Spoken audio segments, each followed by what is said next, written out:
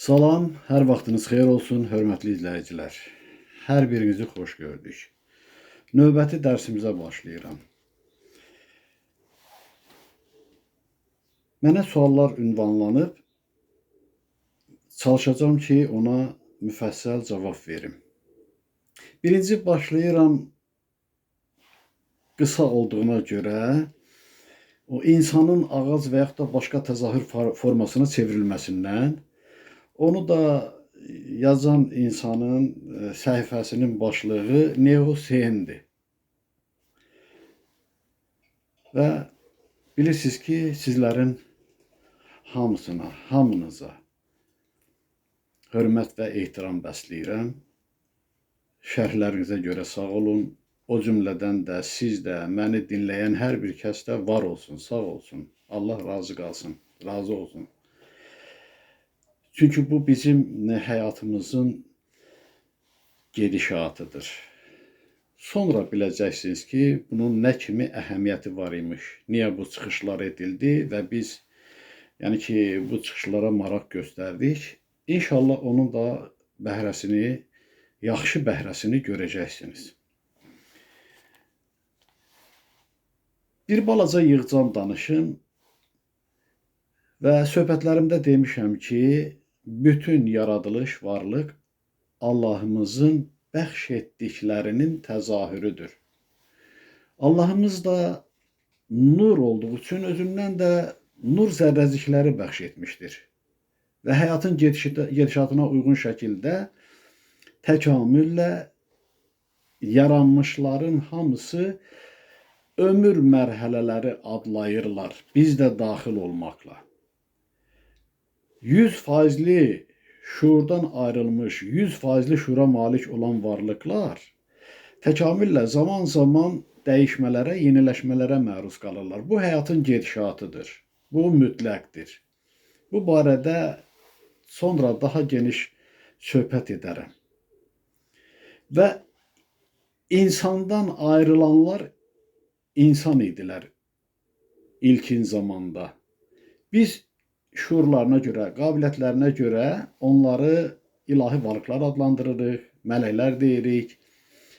Və o dəyişmələrlə bir çox təzahürlər meydana gəldi zaman. O zaman ki, o bizim zaman ölçüsü ilə uyğun gəlmir. O həyatın zaman ölçüsüdür. Bizim bir dəqiqəmiz 1000 ilə bərabər olar. Bizim 1000 ilimiz bir saniyə qədər ola bilər. Və bu dəyişmələrlə bizə tanış olmayan, məlum olmayan mövcudluqlar təzahür etmiş, həyat yaşanmış, gəlib indi bax, belə bir qərarda dayanmışıq. Yəni ki, bəşər övladı kimi qərar tutmuşuq bu yer kürəsində. Mən sadə misal gətirirəm həmişə. Deyək ki, məsəl üçün 3 rəqəmini götürək. 3 vahiddən ibarətdir. Ondan bir rəqəm çıxanda ifadə də dəyişir, 2 deyirik ona, say da dəyişir. Bir rəqəm artıranda 4 olur. Görürsünüz, ifadə də dəyişdi, miqdar da dəyişdi. İnsanın varlığında olan o energiya ki var, biz ona ruh da deyirik. Onun da özünə münasib miqdarı vardır. O cümlədən düşüncənin də faiz etibarı ilə miqdarı danılmazdır. İnsan o faiz miqdarını artıra da bilər. Lori dildə deyirlər ki, ağlı artıb. Və yaxud da deyir, onun ağlı azalıb. Azala da bilər. O da fərqli təsir amillərindən irəli gəlir. Həyata o insanın münasibətindən irəli gəlir. Yəni, inkişaf yoluna da qədəm qoya bilər. Getdikcə şuur dairəsi genişlənər və yaxud da inkişafdan da qala bilər. O şuurun azalması ilə hisslərin güclənməsi baş verər və beləliklə də yaxşı və ya yaxşı olmayan xeyir-şər qismində həyatını davam etdirər. Bax, bu ağlın hüceyrələrinin miqdarı ilə insan müxtəlif canlılar və ya da cansız hesab etdiklərimizə çevrilirlər. Ağıl da öz yerindədir, ruh da öz yerindədir. Yəni enerji dediyimiz. Amma onun dəyişmiş forması vardır. Ağla və o saxlaya bildiyi enerjiyə görə insan ömrünü başa vuranda fərqli təzahür formalarına çevrilir. O heyvanda ola bilər, ağlına uyğun şəkildə. O mələk də ola bilər. Və biri tənəzzül yolu ilə bağlıdır, biri tərəqqi yolu ilə bağlıdır. Amma əslində insan özü özlüyündə qəbul edə bilmir ki, o insan idi, indi döndü oldu üzümüzdən iraq heyvan, həşərat və yaxud da ki, ağac. Bu birdən-birə olmur. Tənəzzül yolunda ağlını itirənlər, dediyim kimi, öz energiyasına və dərkinə görə formalar alır. Lap deyək ki, bizim qəbul etdiyimiz insan kimi yenidən həyata qədəm qoya bilər. Orada da uğursuzluğa uğrayarsa, inkişaf etməzsə, geriləyərsə, növbəti həyatda hansı canlının şuuruna uyğundursa, o canlıya çevrilir. Və beləliklə də bu həyatın yolu o qədər uzundur ki, ona sonsuz həyat yolu deyirik. Bu yolda müxtəlif görünüşlər ala bilər və alır da. Ancaq özünü biz necə ki özümüzü insan hesab edirik, insan adlandırırıq, onlar da özlərini insan olaraq qəbul edir. Sadə bir misal deyim də, anadan oluruq, çağa kimi qəbul olunuruq, körpə deyilir, yeniyetmə deyilir, gənc deyilir, ahıl deyilir, qoca deyilir. Və yaxud da ki, gedirsən işləməyə, deyək ki, mən özüm ali məktəbi bitirənə qədər axşam şöbəsində oxuduğuma görə işləyirdim. Müəllimlikdən başladım, sonra ixtisasa görə birdən-birə məni mühəndis qoymazdılar. Mən getdim, fəhlə işlədim. Sonra başqa bir konditerski fabrikada yenidən orada çilingər işlədim və diplom alandan sonra məni mühəndis göndərdilər. Sonra mən Ticarət Sənaye Palatasına ekspertizaya ekspert kimi getdim. Sonra işimi dəyişdim, başqa işlə məşğul oldum. Məcbur oldum, diş texnikliyini öyrəndim. Nəyə görə bunları deyirəm? Ustalıq elədim, fəhləlik elədim. Hər bir işimlə bağlı mənim adlarım dəyişilirdi. Texnik deyirdilər, poliklinikada işləyəndə. Fəhlə işləyəndə fəhlə deyirdilər. Mühəndis işləyəndə mühəndis deyirdilər. Adlar dəyişir, işlər dəyişir, fəaliyyətim fərqlidir. Ancaq bir insan olaraq, insan kimi qəbul olunurdum. Eləcə də hər bir kəs. İşimə görə məsuliyyətimi də bilirdim, yerimi də bilirdim. Amma insani baxımdan nazirlə və yaxud da ki, olsun ölkə rəhbəri ilə, başqaları ilə müqayisədə eyni idik. Bəşər övladı. İnsan adlanan idik. Mən də həmçinin. Eləcə də hər bir kəs. Nəyə görə bunu deyirəm? O başqa təzahürə çevriləndə heç bir kəs anlaya bilmir, başa düşə bilmir ki, o əvvəl insan idi, dönüb olub indi heyvan, dönüb olub bir həşərat. Bu həyat mərhələlərində baş verir.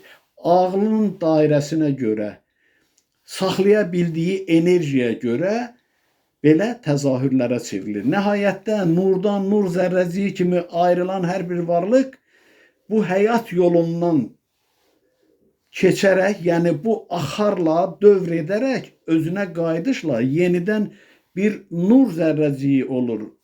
Nur kimi də Allahımıza qovuşur. Bildinizmi? Yəni bu bir həqiqətdir. Mən buna bir dəfə misal gətirdim. Yatmışdım, oyandım, özümü bir yağ, necə deyirlər ona, suyun üzərində sanki bir yağ səthi idi də, dalğalanırdım suyun üzərində. İnsan kimi özümü dərk edirəm, amma qəbul edirəm ki, mən elə bil ki, suyun səthində bir maye təbəqəsiyəm. Belə bir hiss keçirdim. Bütün bunların hamısı mənim bu düşüncələrimin formalaşmasına görə idi ki, yəni bu şeyləri mən analiz edə bilim yeri gələndə. Və onun kimi də başqa cür əgər dünyada təzahür etsəydim, elə də özümü qəbul edərdim, amma insanlığı ana xətt qəbul edərəkdən. İndiyə qədər biz o yolları keçmişik. Görürsünüz, yadımızda qalmayıb keçmiş həyatımız ki, biz kimlər olmuşuq, nələrə çevrilmişik. Elə belə söz çıxmır ki, Allah Taala insanı heyvana döndərər, quşa döndərər və yaxud da ki, ilahi varlıq kimi özünü qəbul edə bilər. Ancaq özlüyündə o insan olduğunu əsasən qəbul edir. Heç də ağaca çevrilsə, ya gül parçası olsa, gül olsa, deməz ki, mən yəni ki, güləm və yəni ki, əvvəlki ömrümdə insan idim, indi mən gülə çevrilmişəm. Bax, həyat belə dəyişmələrlə, yeniləşmələrlə əbədi axarındadır, gedişatındadır.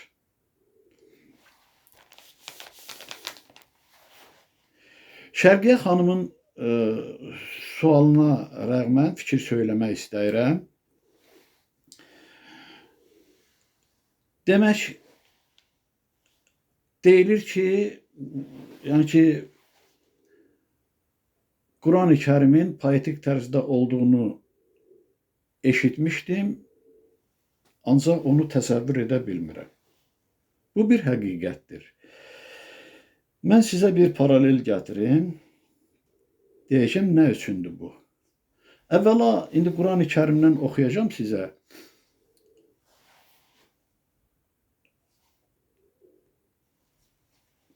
Mən bir vaxt eşitdim ki, Quran-ı Kərimin əsas nüsxəsi hörmətli Həzrət Əlidə olub. Onu da heç kimə verməyib. Hər hansı bir səbəbdən. İndi o səbəb müəyyən qədər başqa şəkildə vardır. Ön sözdə var, oxuyacam onu sizin üçün. Sonra, yəni ki, tərtib olunub Quran-ı Kərim, poetik tərz özünü itiribdir. Düzdür, oxunuşda bir ahəngdarlıq vardır. Qəlb oxşayandır, ruh oxşayandır, insanın fikrini cəlb edir. Amma biz bildiyimiz kimi şeiriyyət formasında deyildir. Və Bhagavad Gita'da gətirməmişəm. Bhagavad Gita'da da beytlərdir. Necə ki, mən beytləri oxuyuram və bir çox çıxış edənlər var ki, onlar da beyt oxuyur, sonra izahını verir. Orada da beytlərin izahıdır.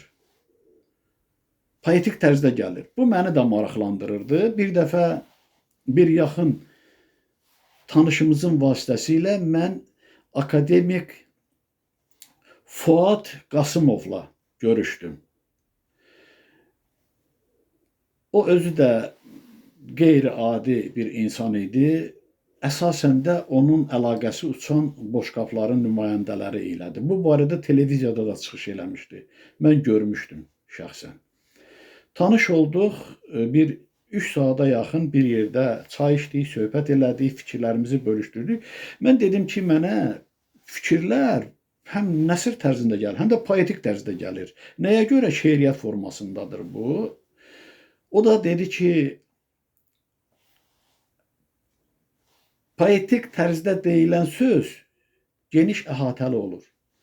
Yəni, dərin bir fikri şeiriyyətlə, yəni ki, 2 misra ilə ifadə etmək mümkündür. Böyük məna daşıyır. Görürsünüz, bir beyti oxuyuram mən, nə qədər fikir söyləyirəm. Ona görə də poetik tərzdə gəlir. Bunun başqa bir tərəfi də vardır.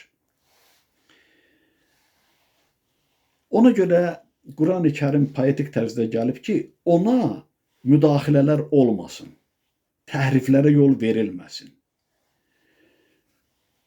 Və belə bir söz də eşitmişəm ki, Qurani-Kərimin əsas nüsxəsi lövh-i məhfuzdadır. Sözsüz ki, lövh-i məhfuzdan gələn fikirlər də Allahımız tərəfindən.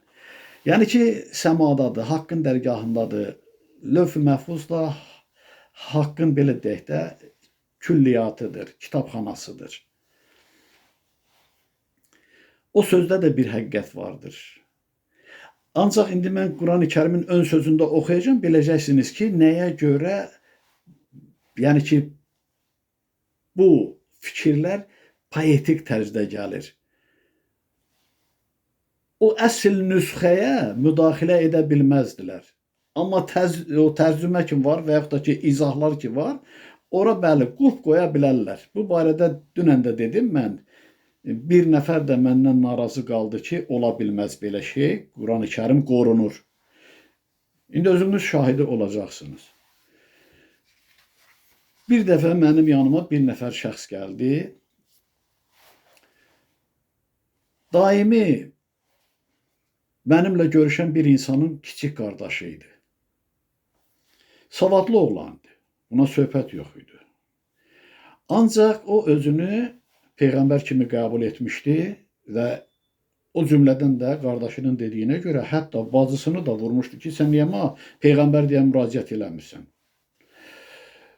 Bir 3 dəfə onunla görüşümüz oldu. Gəldi, yəni ki, məni görüşümə, söhbət elədik, getdi, ondan sonra gəlmədi. Oturmuşdu sağ tərəfimdə. Mənim də yanımda o jurnalni deyirlər, onun üstündə kitablar var idi. O müəyyən qədər də o bığaltı gülüş deyirlər. Rişxətlə qayıtdı ki, kitabları yəni oxumaqla insanlara bu adla özünü sırmaqdır da, belə çıxdı. Dedim, nə edim? Mən də bunu bacarıram. Hansı ki, bir nəfər qohumumuz ali məktəb müəllimi idi, dosent idi. Babamız qardaş idi, amma o məndən yaşda çox böyük idi. Anam yaşdaydı. Demişdi ki, əşi o da dini kitablardan, Bhagavad Gita'dan, zaddan oxuyub insanlara bir növ, üzr istəyirəm, söz sırrıyır, deyir. O hardan oldu belə, bu müqəddəs adı daşıya bilməz. Bu da onun kimi ki, kitabları oxuyub insanlara özünü belə təqdim etmək də bir düzgünlükdür. Dedim, nə edim? Mən də bunu bacarıram. Demək, mənə o gedəndən sonra daxili səslə deyildi ki, indi götür kitablardan yaz. Özü də belə qətiyyətlə dedilər. Götür yaz, qoy bütün dünyanın alimləri yığılsın, belə də deyildi.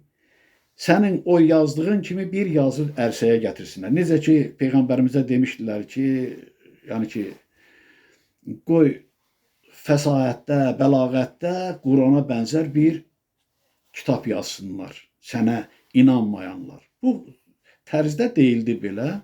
Mən də fikirləşdim ki, mən necə yazacağam, nə yazmalıyam, öz-özlüyümdə düşündüm. Və deyildiyi kimi də Azərbaycan dilinin izahlı lüğəti kitabına üz tutdum aldığım fikirlə.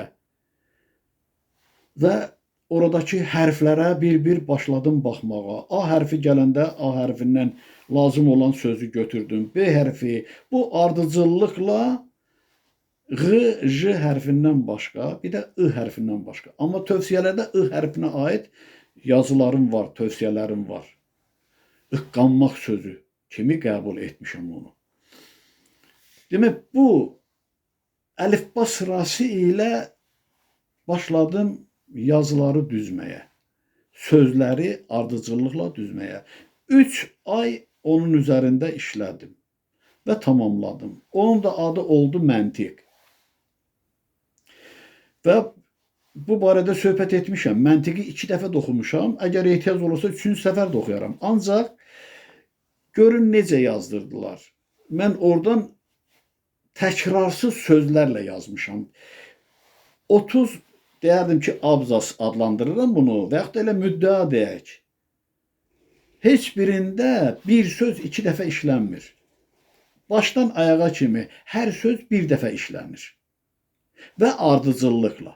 A-dan başlayır, Kiril əlifbasının sırası ilə və Ş-da qurtarır. Bunu tərcümə etmək mümkün deyildir. Çünki hər hansı bir sözü dəyişmək istəsən məna itir tamamilə.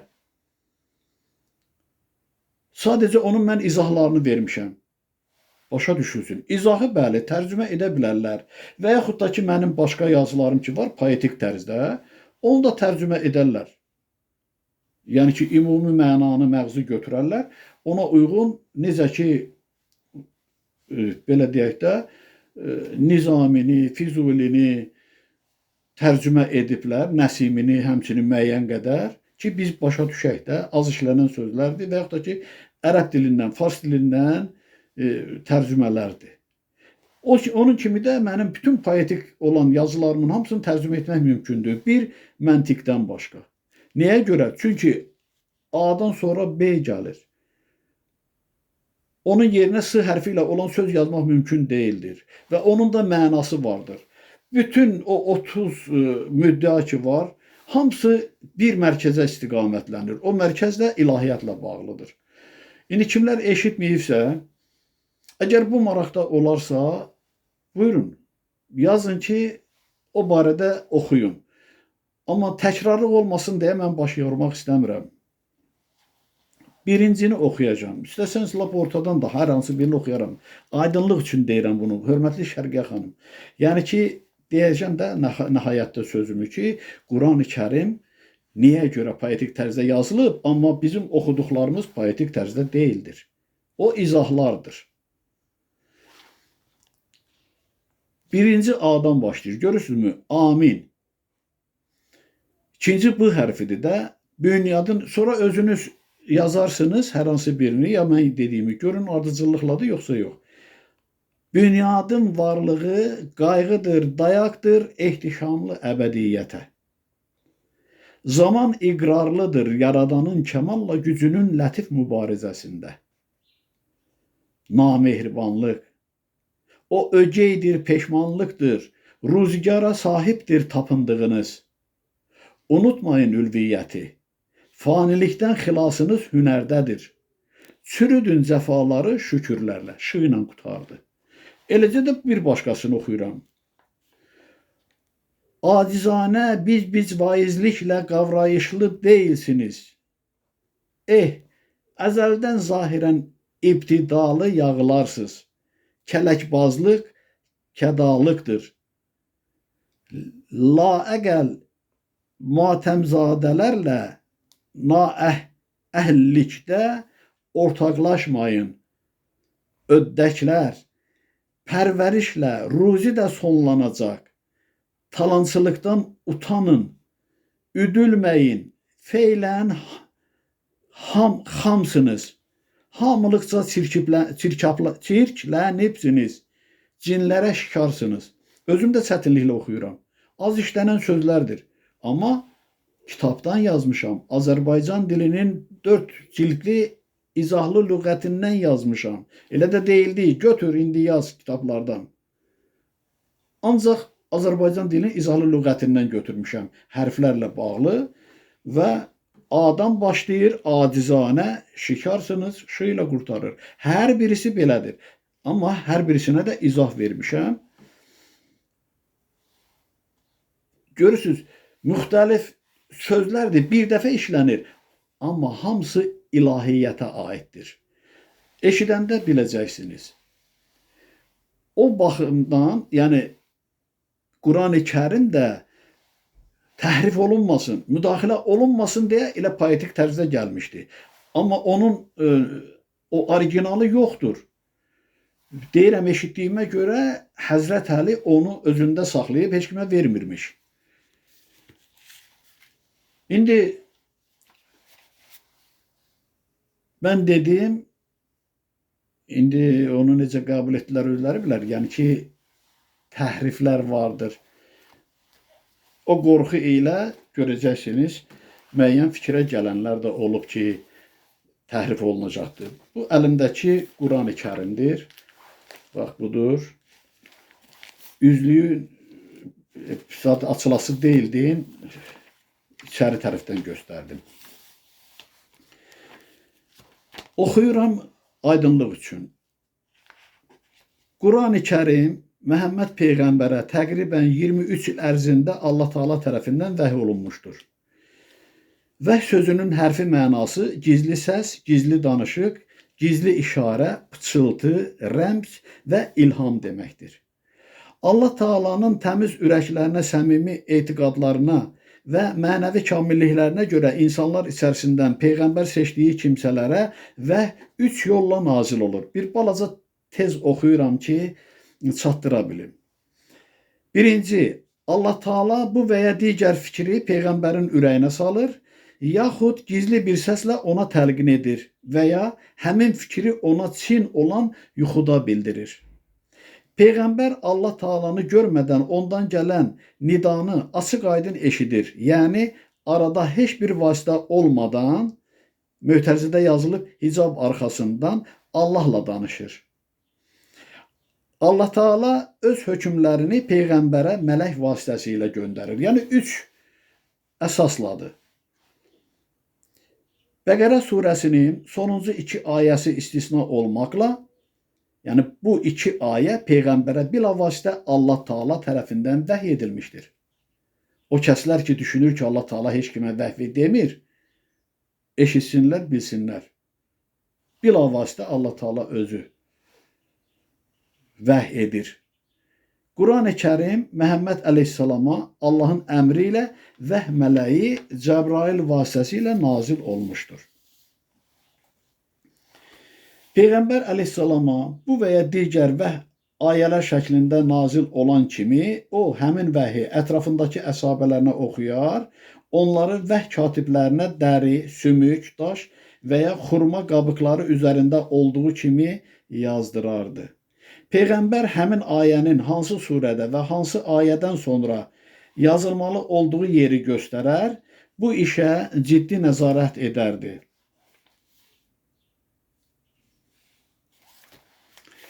Quranın özündə hələ Peyğəmbər əleyhissalam dövründə onun dəri üzərində yazılmasına işarə vardır. Lakin Məhəmməd əleyhissalamın vəfatına qədər və hələ davam etdiyi üçün ayrı-ayrı parçalar üzərində yazılmış bu surələr Peyğəmbər dövründə ardıcıllıqla düzülməmiş, vahid bir cild kitab halına salınmamışdı. Necə ki, oxudum, Avesta əzbərdən bilənlər deyirdilər, şifahi idi. Sonra cild halında, yəni kitab kimi də tərtib elədilər. Əshabələrin dediklərinə görə hər Ramazan ayında Cəbrail əleyhissalam Qurani-Kərimi Məhəmməd Peyğəmbərlə birlikdə oxuyar, onun mətni başdan ayağa yenidən təkrar edilərdi. Peyğəmbərimiz vəfat etdiyi il Cəbrail nazil olub, Quranı onunla birlikdə 2 dəfə oxumuşdu. Qurani-Kərimin özündə dəfələrlə onun Allahdan nazil olduğu və Allah tərəfindən də qorunub saxlanılacağı zikr olunmuşdu. Peyğəmbər əleyhissalamın bir çox yaxın əshabəsi Qurani-Kərimi əzbər bilər, hər hansı bir ayənin nazil olma səbəbini, hökmünü, dəqiq mənasını ondan soruşub öyrənərdilər. Müxtəlif ərəb qəbilələrinə mənsub olan bu əshabələrin hər biri mətni sabit saxlamaq şərti ilə Allah kəlamını öz ləhcəsinə müvafiq surətdə oxuyardı. Bu zaman qiraətdə müəyyən fərqlər əmələ gələrdi. Məhəmməd əleyhissalamın özü buna izin verərək belə demişdi. Necə ki, mən dedim, yəni ki, qəbul etdiyiniz tərzdə də duanızı edin. Quran 7 ləhcədə nazil olmuşdur. Sizin üçün hansı ləhcə mümkündürsə, həmin ləhcədə də oxuyun. Lakin Peyğəmbərin vəfatından sonra vəziyyət dəyişməyə başladı. Quranın qiraətindəki sövti fərqlər bəzən ləfzi fərqlərə gətirib çıxardır. Bəzi sözləri yaxın və ya oxşar səs tərkibli başqa sözlərlə əvəz edilməsinə səbəb olurdu. Quranı əzbər bilən əshabələrdən hər biri öz qiraət variantını düzgün hesab edir, Allah kəlamının məhz bu cür nazil olduğunu iddia edirdi. Nəticədə Quranın necə oxunması barədə böyük şəhərlərdə mübahisələr başlandı. Müsəlman icmasının müxtəlif firqələrə bölünməsi, müqəddəs kitabın təhrif olunması təhlükəsi yarandı. Belə bir təhlükə olub. Təhlükə olubdursa, demək imkan düşən kimi ona da kimlərə xeyir edirdisə, o təhrifləri etmişlər. Bu izahlardadır. O poetik tərzdə olana müdaxilə edə bilməzdilər. Ona görə də hörmətli imamımız İmam Əli özündə olan əsas nüsxəni heç kimə verməmişdir. Mən bu barədə eşitmişəm, oxumamışam.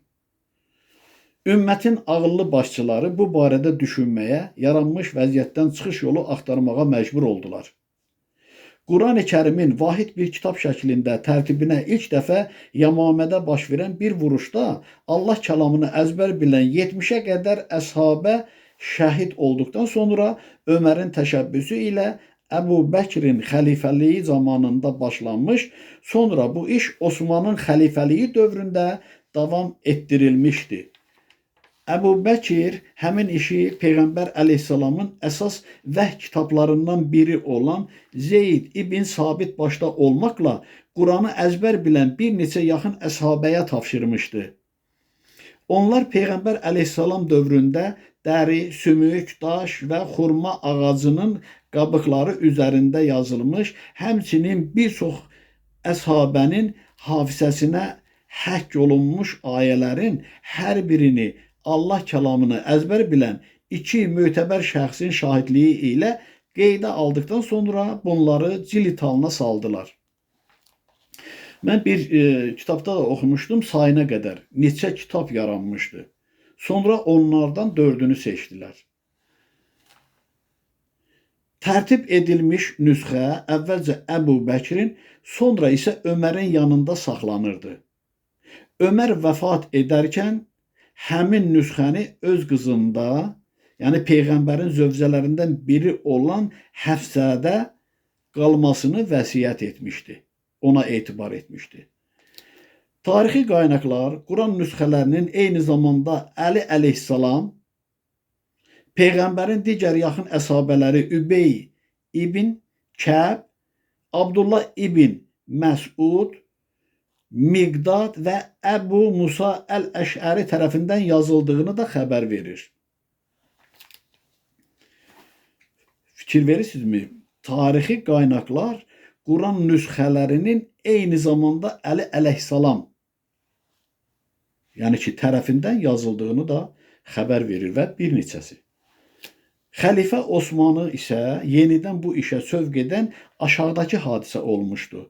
Məşhur sərkərdə Hüzeyfə bin Əl-Yəman hicrətin 35-ci ilində Suriyalı və İraqlı əskərlərdən ibarət ordunun başında Azərbaycanda döyüşən zaman Şamlılar Übey ibn Kəbin, Kufəlilər Abdullah ibn Məsudun, Bəsrəlilər isə Əbu Musa əl-Əşərinin tərtib etdiyi Quranı oxuyur.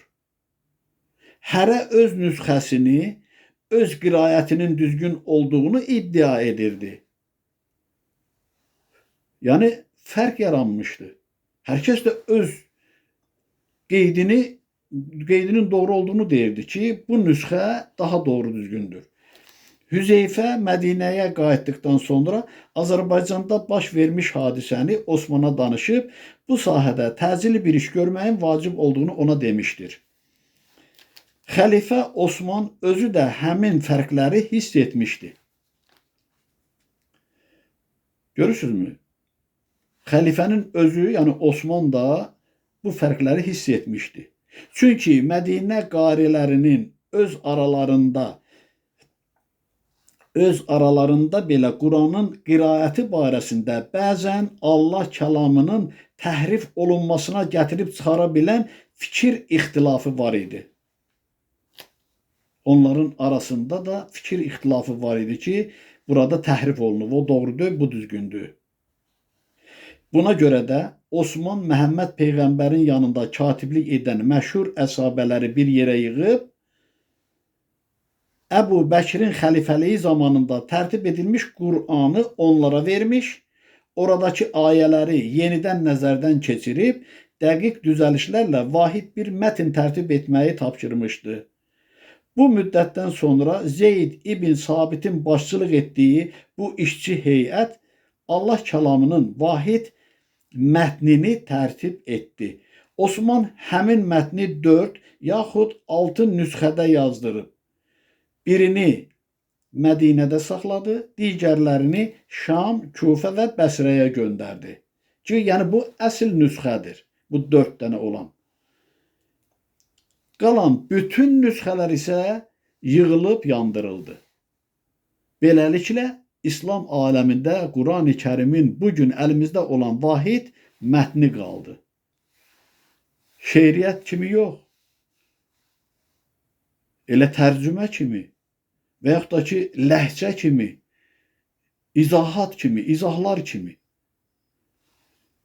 Quran sözünün mənası oxumaq, tələffüz etmək, daha doğrusu Allahdan Məhəmməd əleyhissalama nazil olan sözlərin oxunması, tələffüz edilməsi deməkdir. Qurana həmçinin müshəf, yəni səhifələnmiş kitab, lülə halında bükülmüş kağız. Sonra zikir, yəni xəbərdarlıq, xatırlatma, öyüd, nəsihət. Sonra fürqan, yəni haqla nahaqqı ayırt edən və s. də deyilir. Yəni Quran bu cür adlandırılır.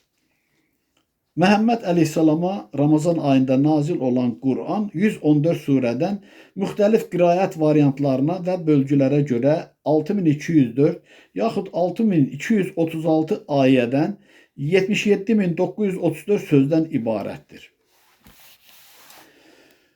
Bax, budur Şərqə xanım. Dedim onun mənasını nə üçün poetik tərzdə gəlir. Poetik tərzdə olana müdaxilə etmək mümkün deyildir. Orada əgər təhrif olunarsa, müdaxilə olunarsa, mütləq məna dəyişir. Mən dedim sizə, misal gətirdim, poetik tərzdə yazmışam. İndi ikinci çıxışı hazırlayacağam Allah eşqinə. Oxuyacağam o kitabı. Çünki ona imkan olmur. Görürsünüzmü? Dünən də məcbur oldum, əlavə çıxış elədim. Hamısını tərcümə etmək mümkündür. Amma məntiqi tərcümə etmək mümkün deyildir. Və deyərdim ki, bütün demək istədiklərimi əhatə edir o. Nə qədər ki söhbət etmişəm, nə qədər ki danışacağım, hamısını əhatə edir. Ona da müdaxilə etmək mümkün deyildir. Bu ondan ötürüdür ki, insanlarda əminlik olsun. Haqdan gələn fikirdir, haqdan gələn sözdür. İnanmırsan, buyur. Buyur, başa düş orada nə deyilir. Və yaxud da ki, bacarırsansa, onun bir sözünü dəyiş. Hər zaman ali qüdrətlər, ilahi varlıqlar insanları həqiqətə yaxınlaşdırmaq üçün əziyyət çəkirlər. Çünki inamını itirmişləri imana gətirmək çox müşküldür. O əslində o daxili aləmində, qəlbində Allaha məhəbbəti qoruyub saxlayanlar heç nəsiz, möcüzəsiz belə inanırlar. Və onlar da seçilmişlərdir. Onlar da layiq görülən olacaqdır. Gələcək mötəbər həyatın sakinləri olsunlar. Yerdə qalan nə qədər özünü mömin, imanlı göstərsin. Onlar yanlışdılar. Çoxsu yanlışdı. O misal gətirdi mi? Heç nə inkar olunmur. İnsan azaddır. O Zərdüştdə deyilən kimi hansı yolu götürürsən götür. Öz fikrini əsaslandırsan lap yaxşı əsaslandır. Sonra peşmanlıq fayda verməyəcəkdir. Ağlın var. Ağıl tərəzisi var. Qoy tərəziyə. Gör, əgər insanlığa xas olan söhbətdirsə, niyə qəbul etməyəsən? Niyə ondan qaçasan? Ona görə dedim, misal gətirdim ki, Arşın Malçı kinoda elə olur da, Gülcöhrə Arşın Malçıya elə vurulur ki, tacir əskəri qəbul etmir. Hansı ki, ikisi də eyni adam idi. İndi də uca yaradan ilahi varlıqlar insanları haqqa gətirmək üçün peyğəmbərlər yetişdiriblər və onlar vasitəsilə də insanlara fikirlərini çatdırıblar. İnsanlar isə şübhə ediblər. Onu doğma bilib bunu yad hesab ediblər. Quranımızda görürsünüzmü, bütün peyğəmbərlər qəbul olunur. Hamısı müqəddəsdir. Hamısı da əsl müsəlmandır. Allahın xidmətçiləridir. Amma onları bölüşdürənlər bəşər övladlarıdır. Bilməməkdən, doğru düzgün başa düşməməkdən. Quran-ı Kərim qəbul edir. Bizimkilər isə inkar edirlər. Mənim bir çox istədiyim qohumum var idi. Ruhu şad olsun. Yanlış sözlərinə, fikirlərinə, əməlinə görə nəsə qəlbim sındı o insandan. Dayı hesab olunurdu. Mömin idi. Bir dəfə mən ona sual verdim ki, bəs İncil də var axı, Tövrat da var axı. Əşi dedi, onu 2 dənə, mən yaxşı formasını deyirəm, 2 dənə natəmiz rus yazıb. Belə də dedi. Haqlıydı mı? 2 dənə rus mu yazmışdı və yaxud da 1 dənə rus mu yazmışdı onu? İncil necə tərtib olunub? İncilin əsas belə deyərdim də, banisi İsa Peyğəmbər deyilmi? Tövrat da Musa Peyğəmbərin kitabı hesab olunur. Onların fikirləri əsasında tərtib olunubdur. Bax, belə ağsaqqallar, belə yanlış insanlar başqalarını da yanıldırlar.